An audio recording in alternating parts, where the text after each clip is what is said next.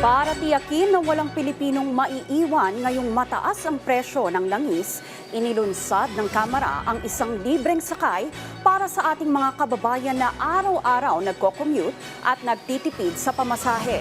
Si Vel Custodio sa sentro ng balita.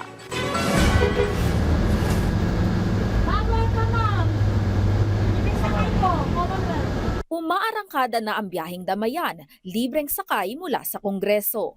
Isa sa mga nasilbihan ng programa, ang 72-year-old na caregiver na si Ginang Jaina. 60 ng 60 ako araw-araw eh. Ang pamasahe ko papunta pabalik. Minsan, paggabi na ako umuwi, 80 ang aming pamasahe papunta ron sa amin. Kaya minsan nilalakad na lang namin. Kaya malaking bagay din para sa aming mga kapos na libre na ganito. Kaya laking pasalamat din namin sa gobyerno na meron din silang ganitong mga project. 40 pesos naman ang karaniwang nagagastos ang college students sa sila January at Princess. Pero dahil sa libreng sakay na handog ng House of Representatives, makakatipid pa sila sa pamasahe. Super helpful po kapag may mga libreng sakay, especially marami ng gastusin ngayon. Iba pang paglalaanan yung money na dapat pamasahe, magagastos pa sa ibang pamamaraan. Kagaya na.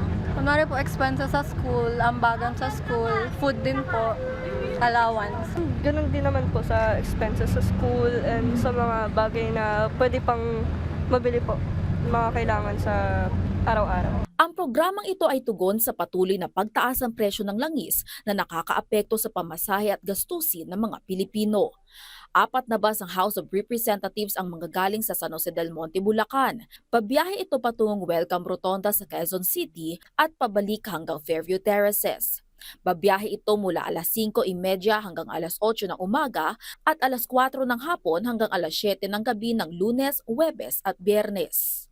Ang House of Representatives po sa pangunguna ni Speaker Faustino Bogie III at ni Majority Leader Sandro Marcos ay nag-aalok po ng libreng sakay mula San Jose del Monte hanggang Welcome Rotonda at Welcome Rotonda hanggang Fairview Terraces tuwing Lunes, Huwebes at Biyernes.